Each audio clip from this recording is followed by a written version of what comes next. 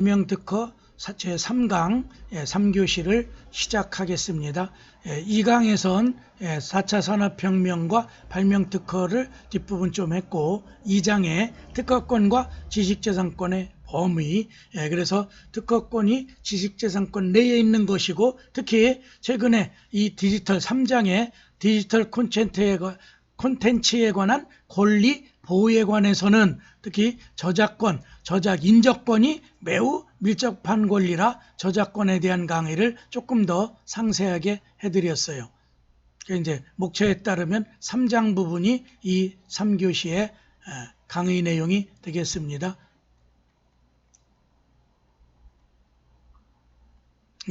제 3장 디지털 콘텐츠의 권리 보호.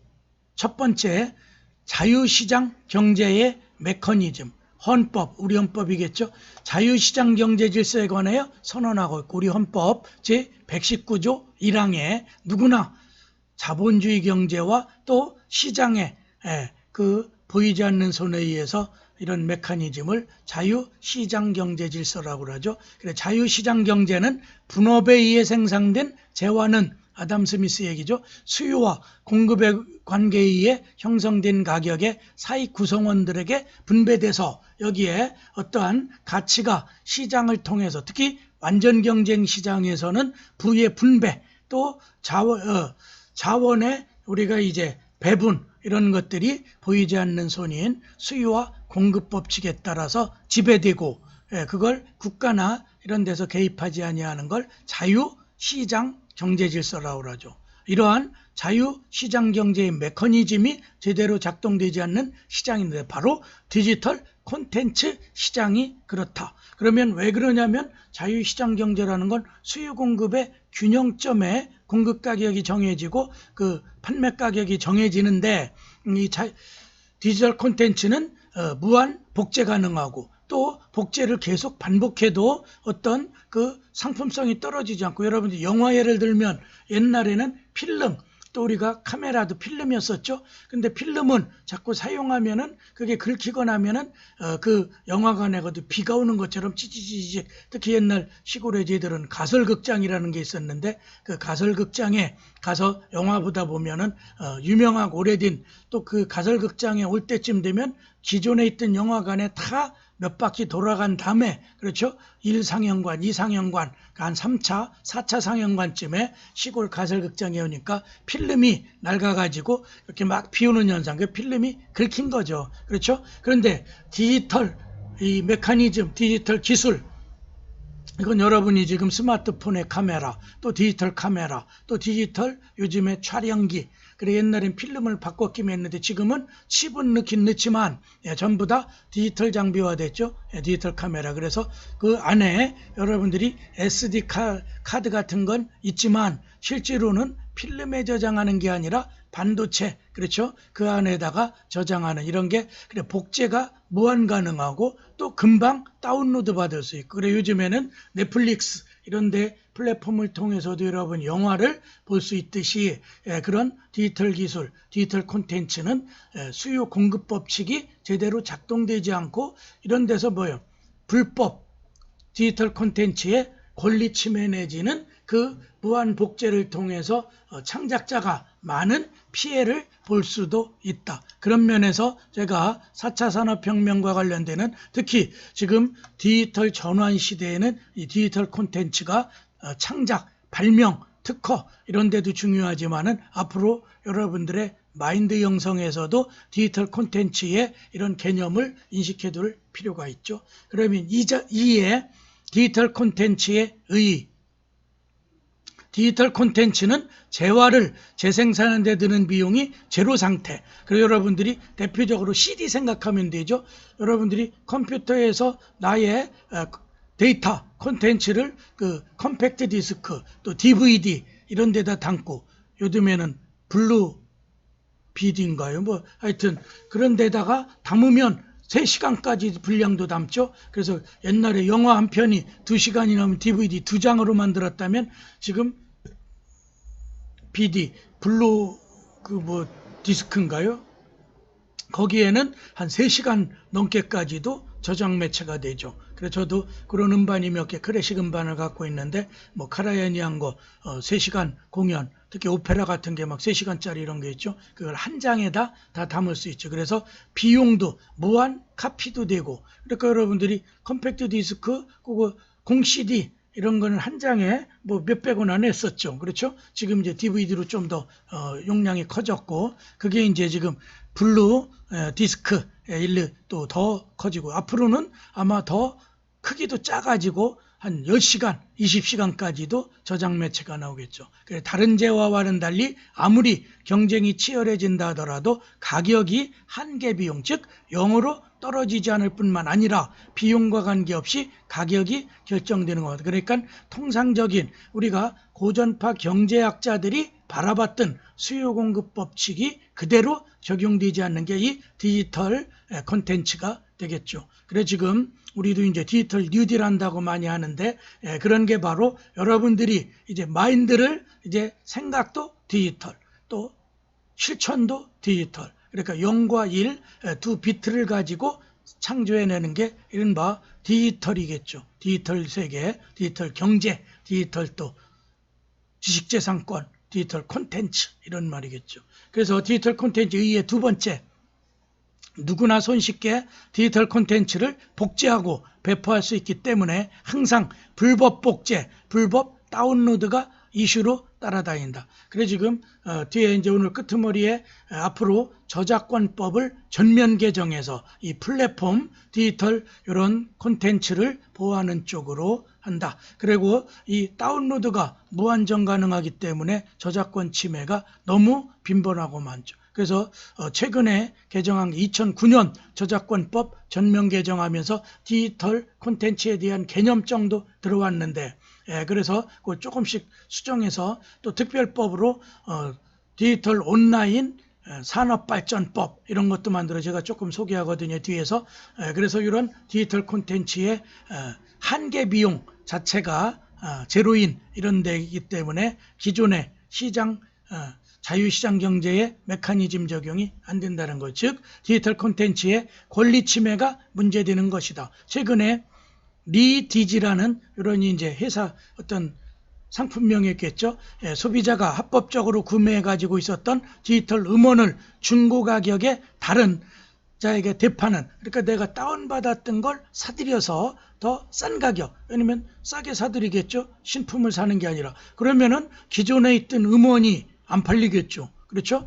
물론 이제 그 매수한 자가 가격을 지불했기 때문에 그 자체가 손해는 아니지만, 이런 중고 시장에 대파는 디지, 리디지 이런 것들이 큰 문제. 그러면 이제 기존의 실현자인 아까 저작인적권자의 음원을 침해하는 게 아닌가, 저작권 침해가 아닌가, 이런 게 논란이 됐던 거죠.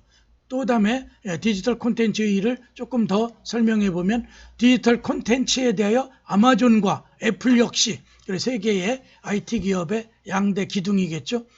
거기에 뭐 구글까지 하면 3대 기둥, 구글이 이제 애플보단 크죠. 아마존과 애플 역시 중고 디지털 콘텐츠의 유통을 지원하기 위한 특허를 확보함으로써 앞으로의 디지털 콘텐츠 시장의 변화에 대비하고 있다. 우리나라 아마 삼성, 또 그다음에 우리나라의 이제 대표적인 음원 제공, 요즘에 이제 BTS가 2주 연속 빌보드 차트 핫 100에 핫 100에 1위에 올라서 화제고, 뭐 요즘에 방송에 난리 났죠. 그렇죠? 오늘도 뭐 배철수의 음악 캠프인가요? 거기에 또 출연한다. 또 KBS의 9시 뉴스에도 나와서 인터뷰하고. 왜? 세계적인 우리나라 K-팝이 세계 시장을 이제 지배하기 시작하는 이런 단계에 간 거죠. 그래서 이제 두 번째, 불법 복제나 재판매와 같은 문제가 발생하는 이유는 바로 디지털 콘텐츠가 기존의 재화와는 다른 특성. 왜? 기존의 재화는 생산, 제조하는데 비용이 들어가서 거기에 마진 붙이는 격이었죠. 그런데 현재의 저작권 보호 체계만으로는 창작자 권리 보호가 힘들다. 디지털 콘텐츠에 대한, 그래 지금 우리나라 문화관광부도 현행 저작권법을 또 한번 대폭 개정한다. 이런 디지털 시대에, 디지털 전환 시대에는 필수불가하고 저작권법이 핵심법이기 때문에 그런 거죠. 그래 아마 지금 2009년도니까 한 10년 지난 사이에 엄청난 디지털 전환 시대에 이런 변화가 있고 그걸 다 저작권법이 못 쫓아가는 거죠.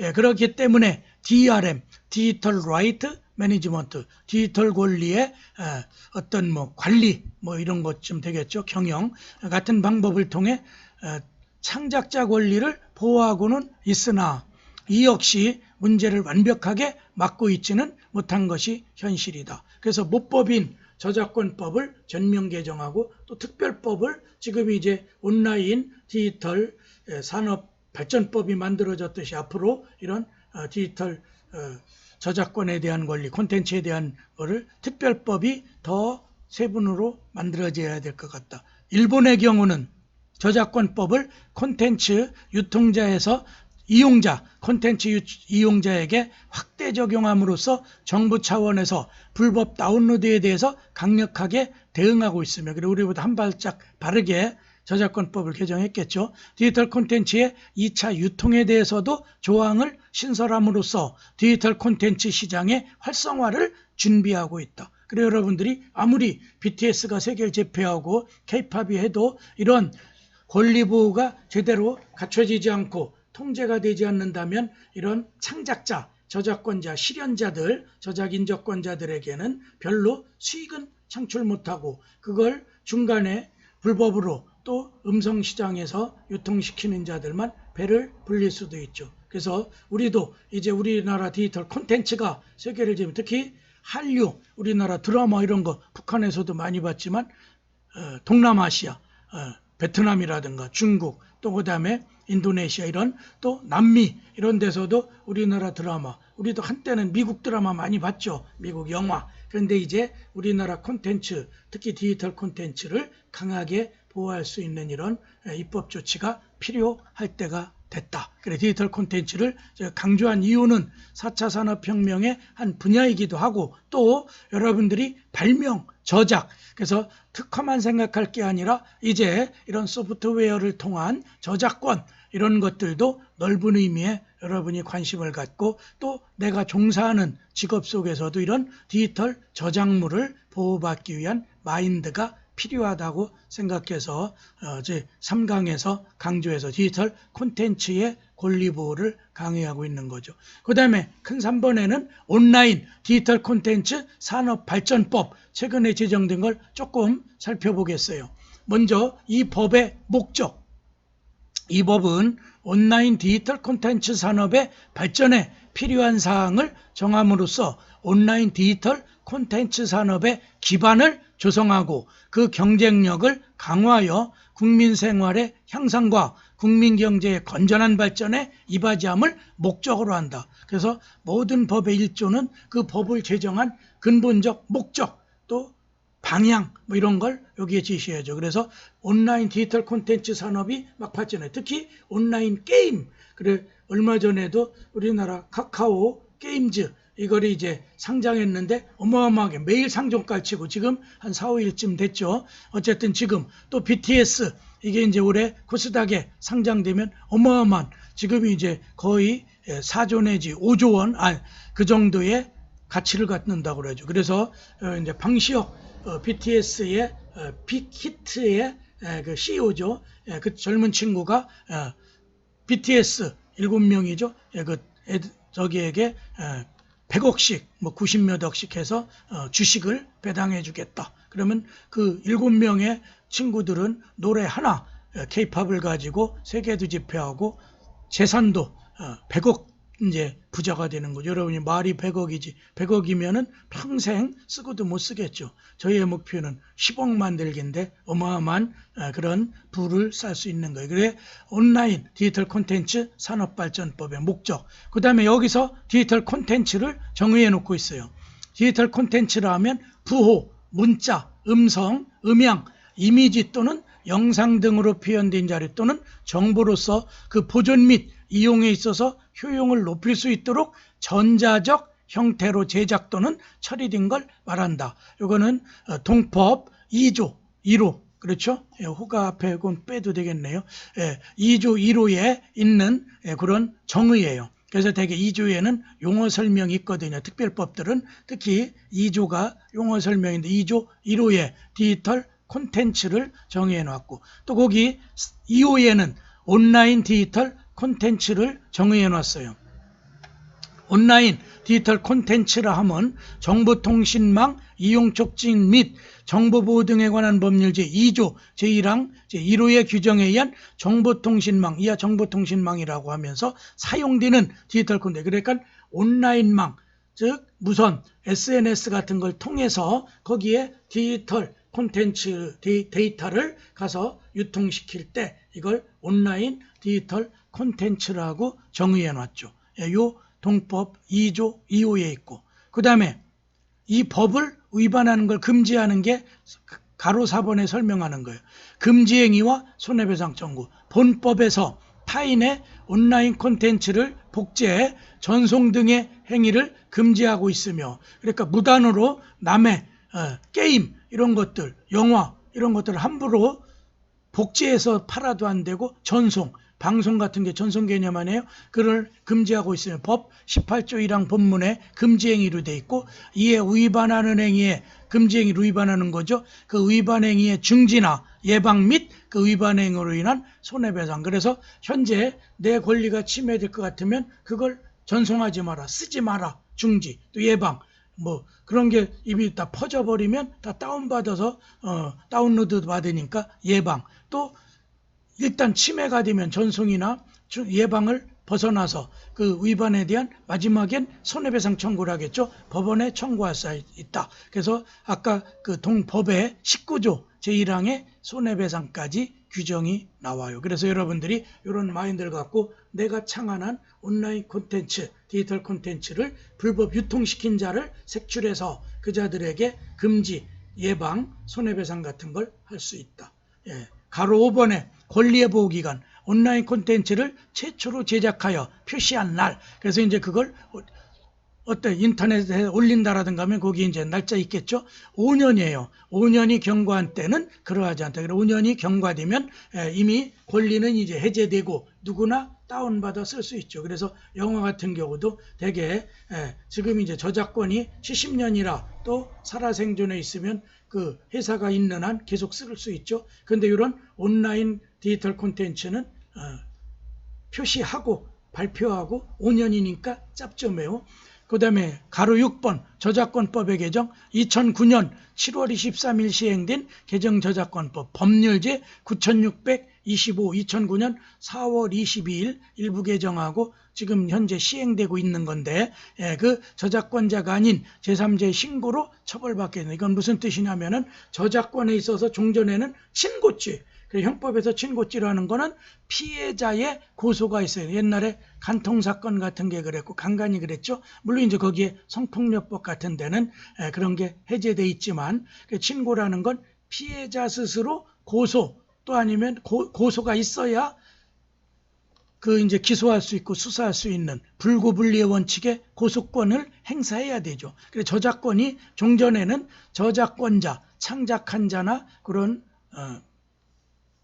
실현자, 방송 인저권 이런 데서는 고소가 있어야 돼. 그래서 제3자가 고발하는 건 안 돼. 지금은 제3자의 신고 내지는 고발로 처벌받게 된다. 그래서 여러분이 법률 유종의 고소, 피해자가 직접 가해자를 상대로 처벌해달라고 수사를 촉구하는 걸 고소, 형사소송법상 그렇게 얘기하고, 고발, 피해자가 아니래도 또 제3자, 이 자들이 사회 정의를 위해서 또 범죄 방지를 위해서 그 수사기관에 수사를 촉구하는 걸 고발 이렇게 얘기하죠. 그래서 지금은 저작권 침해도 고발 대상이 되기도 하고, 친고죄에서 지금은 반의사 불벌죄로 변경됐다. 여러분들이 폭행죄, 상대방에게 상해까지는 안 가더라도 떠밀었다라든가 언어에 의한 폭력, 또 갑자기 고함을 질러서 놀라게 한다, 이런 게 폭행이죠. 폭행죄는 반의사 불벌죄는 뭐냐면 피해자, 폭행을 당한 자가 대개 여러분이 이제 경찰서가 조서 같은 걸 받을 때 보면 피해자 고소인 내지 또 제3자 고발인 조사를 할 때 이 피해자에게 마지막 수사기관이 묻죠. 이 범죄의 가해자, 거기서 고발한 그 피의자가 될 텐데 그 피의자의 처벌을 원하십니까? 이렇게 물어봐. 그럴 때 반의사불, 피해자나 고소인의 의사에 반해선 처벌할 수 없다는 게 반의사 불벌죄, 폭행죄가 그런 거고, 근데 저작권이 그렇게 돼 있어요. 고소 고발이 없어도 제3자가 할 수 있고, 그러나 저작권을 침해당한 창작자나 또 실현자들, 인적권자 이런 자들이 이거는 그냥 봐주자, 처벌까진 원치 않습니다. 그러나 앞으로 사용을 못하게 한다라든가 저한테 어떤 이제 스스로 우러나는 사죄 같은 걸 받겠다, 뭐 이런 거 할 때 이걸 피해자 의사, 그 고소인의 의사에 반해서 처벌하자는, 마지막에 형식적으로 묻는 게 반의사불벌죄가 아닌 것도 물어봐요. 왜냐하면 처벌을 원치 않는다고 그럴 때는 수사기관이 그만큼 그걸 어떻게 기소하는데도 부담이 많이 덜어드니까 마지막 수사기관이 물어서 그걸 조서에 기재해 놓죠. 피해자는 처벌을 원치 않고 있다. 그래서 저작권에서 반의사불벌죄에 해당하는 것들은 처벌을 원치 않을 때는 기소하지 않겠죠. 이런 게 넓은 의미의 불기소 처분이 되는 거죠. 또 7번째, 가로 7번째, 저작권법 개정 추진. 정부가 추가 보상 청구권, 그래가지고 보상을 일부 받았는데 나중에 실질적 피해를 보니까 훨씬 많아. 그러면 그런 것들을 추가로 더하는, 아무리 합의가 됐더라도 또 확대된 집중관리. 지금 이제 블록체인, 그 다음에 4차 산업혁명의 이런 걸로 인해서 기존에 집중관리하던 저작권관리 시스템을 개정할 필요가 있는 거죠. 또 인공지능 개발, 활용 촉진 등을 저작권에 이제 담아서 제가 말한 4차 산업혁명 이런 콘텐츠를 여기다 저작권법 전면 개정에 담고 싶은 거죠. 그러면 디지털 콘텐츠에 대한 권리도 많이 들어오겠죠. 그래서 저작권법 전부 개정을 추진한다. 이를 통해 창작자 권리 보호는 강화되고 보다 손쉬운 저작물의 이용이 가능할 것으로 기대된다. 그래 문화체육관광부는 창작과 이용 환경의 변화를 반영하고 2006년 이후 15차례 개정을 통해 복잡해진 법체계를 바로잡기 위해 14년 만에 저작권법 전부 개정을 추진한다. 바로 최근 따끈따끈한 뉴스죠. 개정안은 저작물의 창작과 이용이 디지털로 이루어지고 쌍방향 온라인 기반 플랫폼을 넓게 그렇게 볼 수 있죠. 발달로 저작물이 대거 이용되는 현 상황을 반영하는 데 주안점을 두기 때문에 이제 올해부터 태스크포스, 그렇게 여기 7월 1일 아시아경제에 난 기사니까 올 하반기쯤에 개정안이 나오면 내년 상반기에는 최소한 전면 저작권 개정법, 이른바 디지털 밀레니엄, 제가 이제 고려대학교 석사 때 논문 쓴 게 디지털 밀레니엄 시대의 미국 저작권, 또 BM 특허 비즈니스 모델, 그래가지고 그 당시에는 굉장히 앞서간 논문, 1995년 제가 석사, 고려대학교 지식재산권법 석사 논문이에요.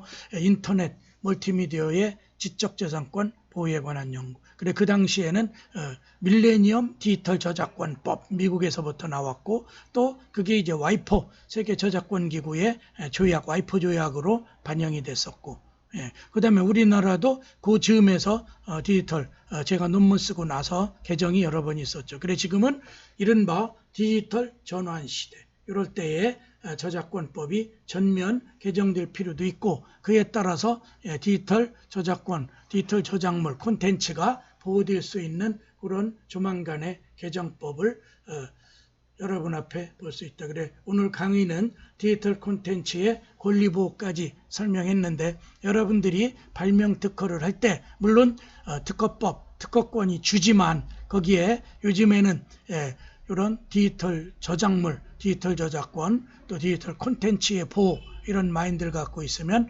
여러분들이 전공을 수행해 나가는데 또 살아가는 데 있어서 많은 도움이 될 거예요. 오늘 제 3주차 강의 디지털 콘텐츠의 권리 보호를 끝으로 강의를 마치겠습니다. 감사합니다.